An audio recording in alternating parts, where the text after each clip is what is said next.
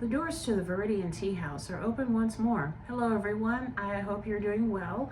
I've got a lot to talk about in this video, so if you're ready, let's do this. Also, a happy Friday the 13th, which for some reason I know everybody thinks of it as an unlucky day, but actually it's always been quite lucky for me, so I don't know, but happy Friday the 13th to you.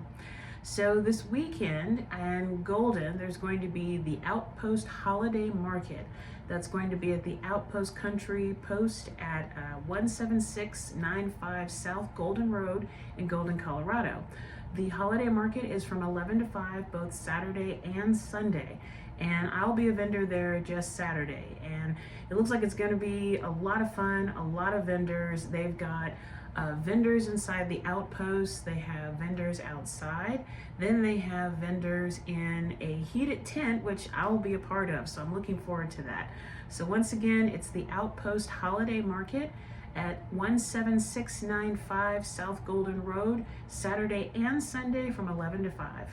And then on Sunday, I will be a vendor at the wonderful and incredible Veg Fest Holiday Market.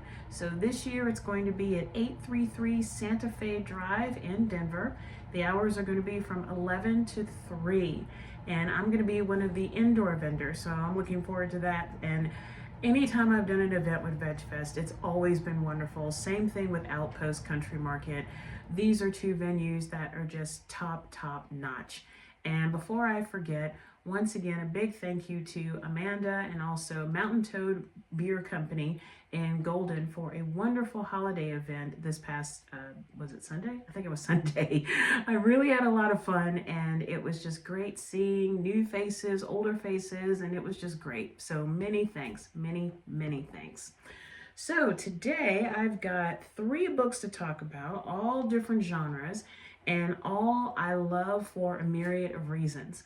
So let's see which one to start with. I'll start with this one.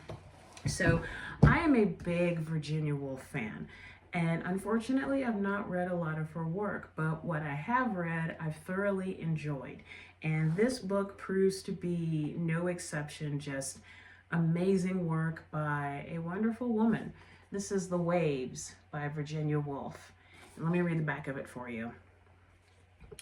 Set on the coast of England against the vivid background of the sea, The Waves introduces 6 characters, 3 men and 3 women, who are grappling with the death of a beloved friend, Percival.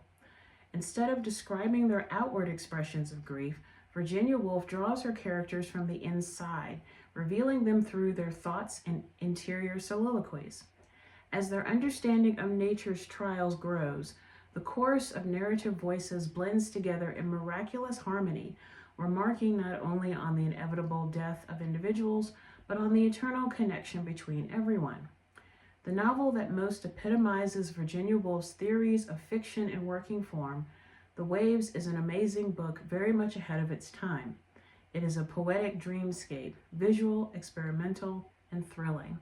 And about Virginia Woolf, she was born in 1882, died in 1941. One of the major literary figures of the 20th century, transformed the art of the novel with groundbreaking works such as Mrs. Dalloway and To the Lighthouse. The author of numerous collections of letters, journals, and short stories, she was an admired literary critic and a master of the essay form. The Waves was first published in 1931. So if you've never read it before, but you've always wanted to read Virginia Woolf, I wouldn't recommend starting with this one. Start with Mrs. Dalloway, definitely, or To the Lighthouse. This one, I will admit, it took me a while to get used to it. When I started reading it, I was like, okay, so you know how they say show, don't tell? This is all about telling. There's no showing. They're telling you every little thing that's going on, not only within themselves, but also with each other and what they're experiencing. Everything is tell. So, like I said, when I first read it, it kind of threw me for a loop, and I thought, oh, maybe this is a little bit too in-depth for me. But then I said, no, stick with it. Just read it. And so within my brain, I made different voices for the different characters so that each one was distinguishable from the others. So as I continued to read, I kept thinking, okay, what does this remind me of? What is this flow, this pattern? And then it dawned on me, two things. One, the waves reminds me of, in a Greek tragedy or just an ancient Greek play, you have the Greek chorus that kind of tells you what's going on behind the scenes with the characters. And while they are a part of the play, they're also not as well. That was my first thought, that this is nothing more than a Greek chorus in England. I just felt that, just the way that they, again, described everything that was going on inside of them, everything that they were experiencing with each other and the world. Then as I continued to read, I thought, okay, this also reminds me of something else. And then it dawned on me, it reminded me of writing in your journal.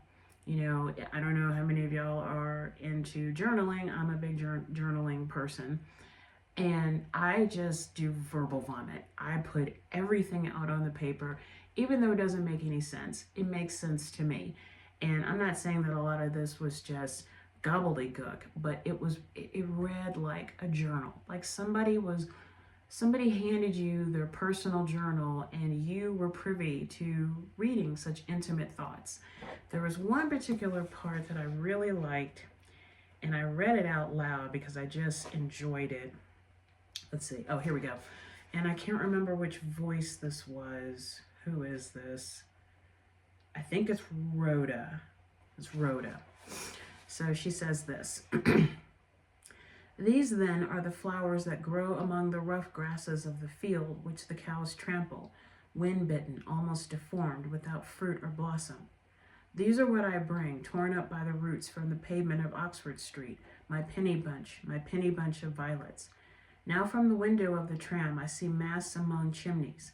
There is the river. There are ships that sail to India. I will walk by the river. I will pace this embankment where an old man reads a newspaper in a glass shelter. I will pace this terrace and watch the ships bowling down the tide. A woman walks on deck with a dog barking around her. Her skirts are blown. Her hair is blown. They are going out to sea. They are leaving us. They are vanishing this summer evening. Now I will relinquish. Now I will let loose. Now I will at last free the checked, the jerked back desire to be spent, to be consumed.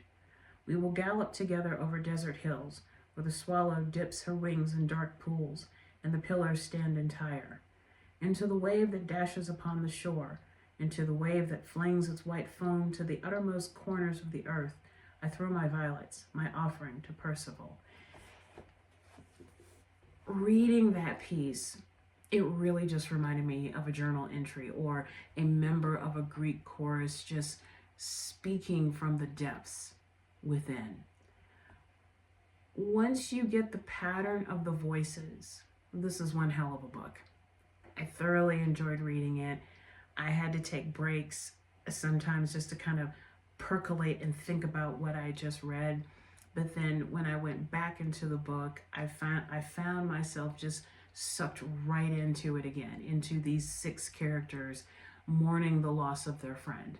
And so for The Waves by wonderful, dear Virginia Woolf, it does receive Viridian Tea House's 4 pots of tea. A very, very solid 4. And I'm reading this book just made me realize I need to read more Virginia Woolf. And actually, I was so inspired that I created a tea blend in honor of Virginia Woolf. It's not coming out until maybe January or February, but be on the lookout for it if you follow me on my social media, or I'll just be talking about it in a future Viridian Tea House. So many thanks to the spirit of Virginia Woolf for her crashing, bleak, descriptive waves. Thank you so much. So the next book, let's see, I'm going to save this one for last. The next book is by an author I've never read before.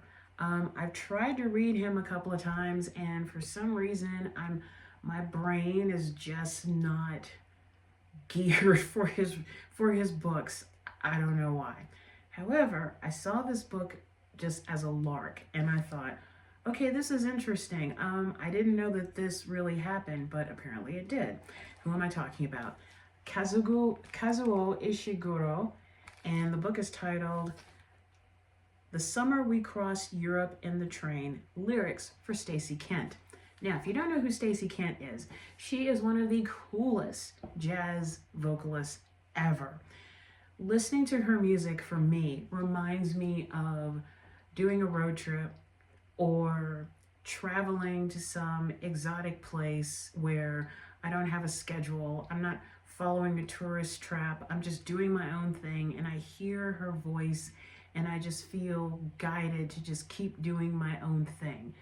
Stacey Kent is absolutely remarkable. Even if you're not into jazz, I highly recommend you check her out.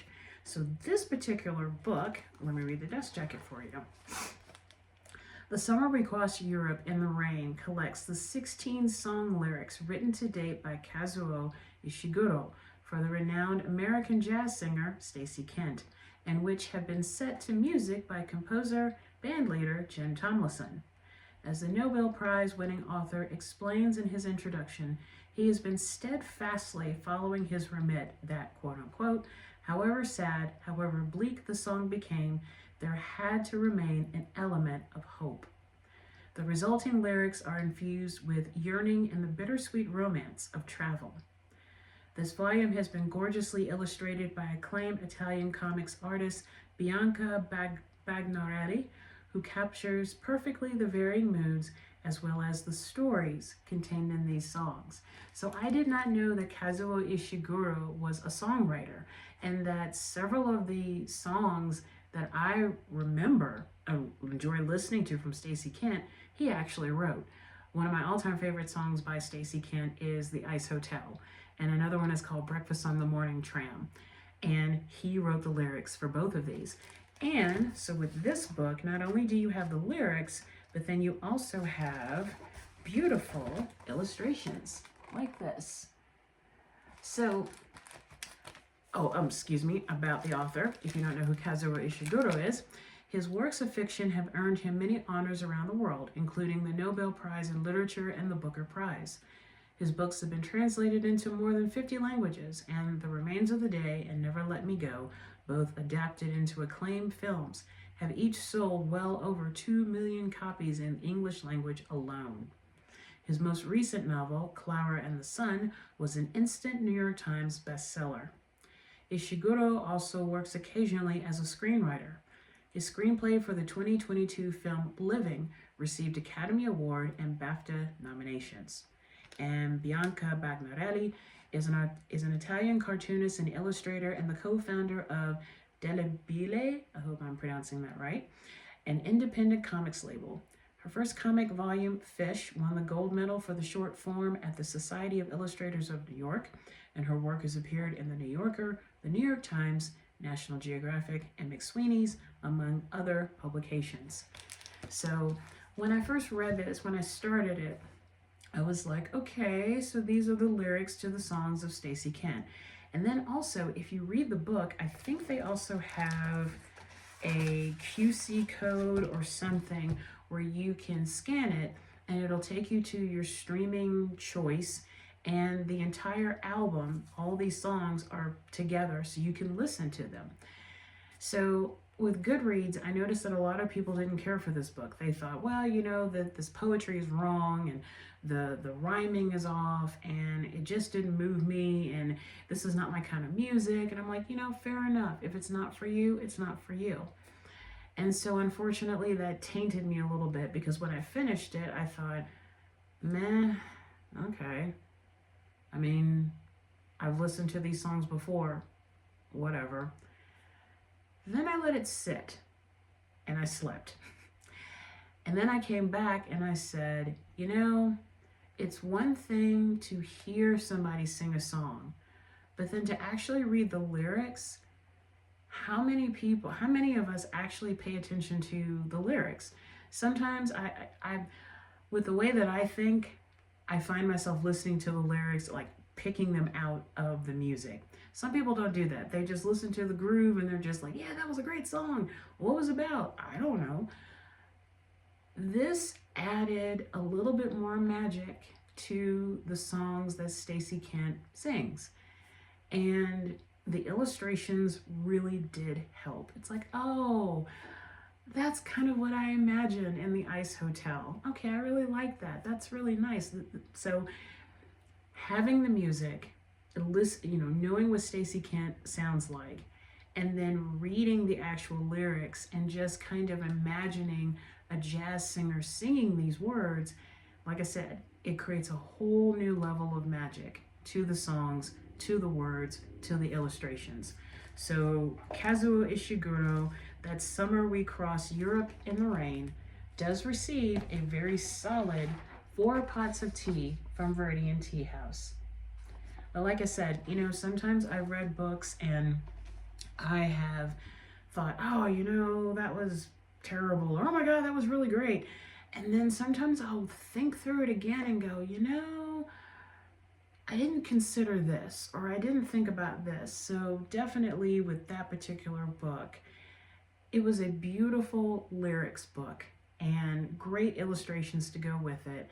And now whenever I hear Stacey Kent sing, I'm really going to pay attention to the lyrics and go, how did I miss that? That makes it even more beautiful. So many thanks to Kazuo Ishiguro and Stacey Kent for beautiful, beautiful jazz music.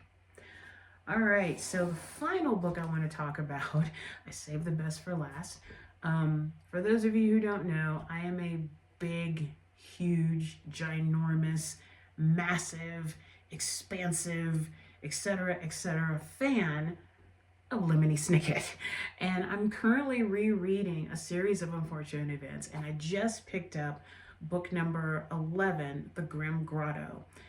But however, I am branching out and reading some of his other books, and I not really stumbled upon, but I saw this one series, a quartet of books, and I thought, okay, well, I kind of want to read this. I'm ready for the 4th book, but I had to talk about the 3rd one. This is the series called All the Wrong Questions by Lemony Snicket, and book 3 is titled Shouldn't You Be in School? So for many of you who have never read Lemony Snicket before, he's very quirky, he's very odd, and yes, I guess it's kind of like, that children's book that the adults love even more than the kids or something like that. But I remember the first time that A Series of Unfortunate Events came out, and I was like, what is this? And I thought, oh, well, this ought to appeal to my goth side, dark, disturbing, weird characters, weird music, all kinds of stuff. Love it. Lots of little Easter eggs all throughout the series. So many, many years later, I said, I really want to return to the Baudelaire orphans and just see if the stories still stand. And I mean, like I said, I'm already on book 11 and I can't wait to finish the series again. And I've already told my boyfriend that I'm going to be pushing Lemony Snicket books on him, and he's happy with that. But this series, All the Wrong Questions, this is about Lemony Snicket when he was 13 years old. So let me just read the dust jacket. Well, there may not really be too much to read about, so I'll just make it up. So Lemony Snicket with his caretaker, S. Theodora Markson, never ask her what the S is for because she won't answer you. They end up in this town called Stained by the Sea. And soon they find themselves onto a case dealing with missing children, a missing sea, let's see what else, buildings set on fire, taxis driven by young kids, a young journalist, a really, really cool restaurant called Hungary's, and above everything else, all the wrong questions. So it's up to Lemony Snicket, not so much his adult assistant, but it's really up to Lemony Snicket and his friends to discover the fiendish plot by the villain. I think his name is Hagfire. I think I have an idea who the villain is, but I can't wait. I might go to the library after I record this video to get the 4th book. But this is one fantastic series. I didn't know what I was going to expect. I mean, I knew it was going to be quirky and eccentric and eclectic and strange and unusual and stylish villains and quirky children and all this kind of stuff. But I did not realize how much I was really, truly going to enjoy it as a reader. I have enjoyed the plots, I've enjoyed the characters, the good ones, the bad ones, we're not really sure, people whose eyebrows are shaped like question marks. There is a character in that, Ellington Faint, by the way, she's awesome. I truly, truly enjoyed getting to know Lemony Snicket as a 13-year-old.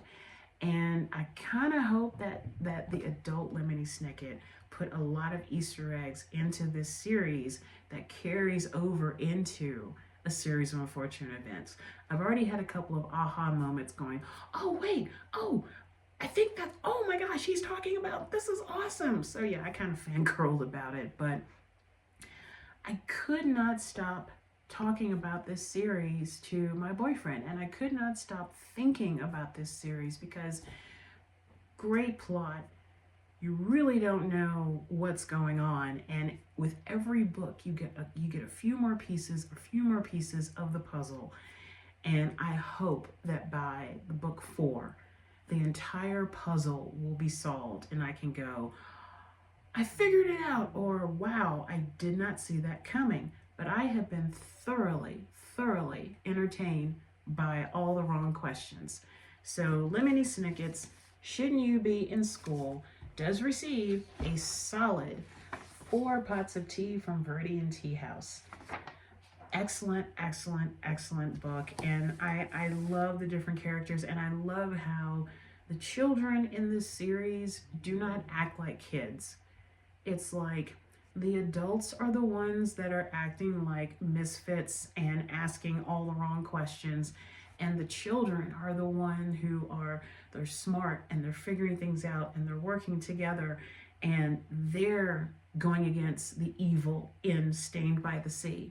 So even if you've never read Lemony Snicket before, but you've been kind of sort of thinking about doing it, yeah, a series of unfortunate events, great series, but all the wrong questions, even better. So I just cannot wait. I think I will go to the library after this to pick up the 4th book. I think I deserve that. I think I do. So many thanks to Lemony Snicket. And actually, there is a somewhat bio. So Lemony Snicket had an unusual education which may or may not explain his ability to evade capture. He is the author of the 13 volumes in A Series of Unfortunate Events, several picture books including The Dark, and the books collectively titled All the Wrong Questions. So yeah, definitely check out Lemony Snicket. All right, so getting to the tea. Don't really have a tea to review, but today's tea that I'm enjoying is a lovely English Tea Time by Bigelow in my lovely new mug from Lindsborg, Kansas. I just have to say this. If you are interested in anything Scandinavian and you live near Kansas, or just you want to go on a road trip, go to Lindsborg, Kansas. It's really, really small, but once you drive through the town, you're no longer in Kansas. We're not in Kansas anymore, honestly. It's like you crossed the ocean and you found yourself in Scandinavia. Very nice people. I went to the gift shop, Hemsloj. I cannot pronounce that correctly, but if you go to the gift shop, you will receive one of these catalogs, and it is nothing but Scandinavian lovelies. So I ended up getting this wonderful mug that displays the town. I also got a bread mixture, a cardamom bread mixture, which was absolutely delicious and decadent. I don't think it lasted a week. And then I got a container of lingonberry jam, which again did not last a week. So again, if you find yourself in Kansas and you see the signs for Lindsborg, Kansas, turn off and enjoy yourself. You're going to love it there. It is quite cool. So if anybody from Lindsborg, Kansas is watching, hello, thank you so much for welcoming me into your small town. And actually, just a random thought, I thought about going back to that town as kind of like a solitary writer's retreat, and just soaking in the town, soaking in the stories that the people have, because some of the houses there are absolutely gorgeous. I don't know how old some of the houses are, but again, you're no longer in Kansas. You really aren't. So I would love to return there and work on a book or work on a tea blend or just spend like the weekend there or something like that. But yeah, so many thanks to Lindsborg, Kansas. Cool mug, cool mug. Sip.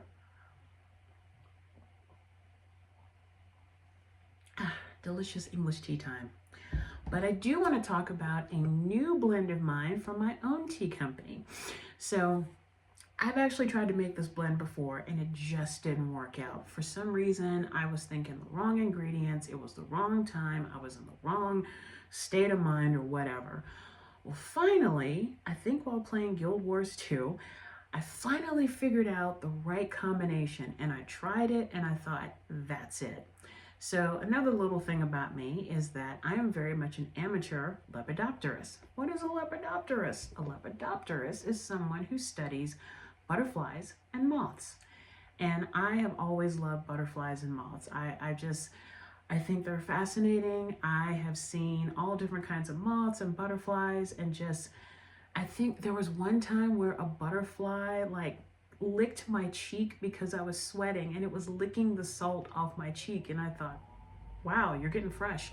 But so say hello to my not so new blend, Tea Time for a Lepidopterist. And there's 3 labels for this blend.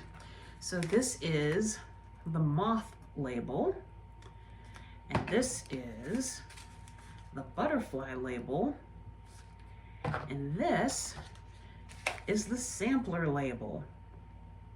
So the ingredients are very simple. It's lemongrass, dried apples, and lavender. I figured that would be a perfect blend to enjoy whilst reading, studying about butterflies and moths. And I remember when I did make a cup of it, it reminded me of spring. Just a wonderful 72-degree spring day. You're sitting outside or at a park and here comes all these butterflies and then we're like sitting outside on your patio late at night and you see these beautiful moths. But Tea Time for a Lepidopterist is available on my website, viridianteacompany.com. And if you happen to show up at one of these events this weekend, you can buy yourself a sampler bag or a regular bag of this delicious herbal tisane. So before I wrap up and run to the library, let's do a water tea breathing meditation. It's just simple. We all live in a world filled with go, go, go, faster, faster, faster. And it seems like we can never catch our breath. This is a way to catch your breath, if only for a few seconds, to kind of reset yourself. Make sure that you have a glass of water or a cup of tea nearby and put yourself in a room where you will not be disturbed. You can either lay down, sit down, stand up, or if you're outside, you can put some earbuds in or whatever. We're just going to focus on our breathing, that's all. And if you find yourself caught on a thought, don't worry about it. Pause it as though you're pausing the TV. Tell yourself you're thinking. Allow the thought to go on and just return to your breath. It's that simple. So if you're ready, let's begin.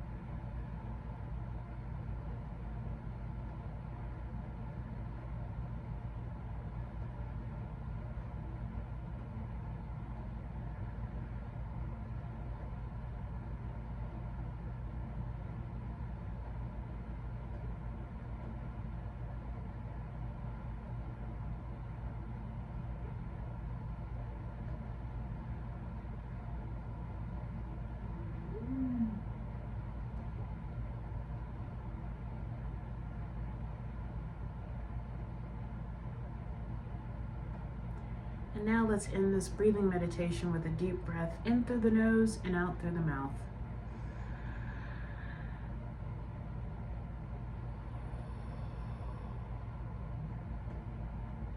slowly open your eyes or allow your eyes to come back into focus.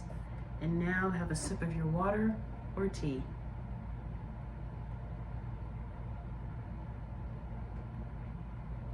That is delicious.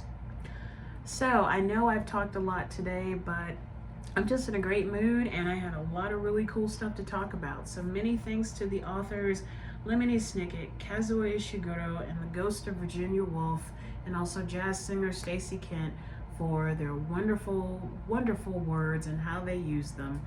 To the good folks at Bigelow for their excellent English tea time. To the good folks at Viridian Tea Company for their new blend. And always, and also for the people of Outpost Holiday Market and Veg Fest. You guys rock. You guys are amazing. Can't wait to work with you again this weekend. And finally, all of y'all for watching these videos. I don't edit them. I'm sure I've made many mistakes. I've mispronounced a lot of things. But I do this because I just want to share. I want to share all the books that I've read. I want to share the tea that I've consumed. I just want to share and maybe put a smile on your face. So I hope I did that. But until next time, take care of yourself and each other. Raise your teacup high. And remember that to drink tea is to enjoy life. I will see y'all really soon. Bye for now.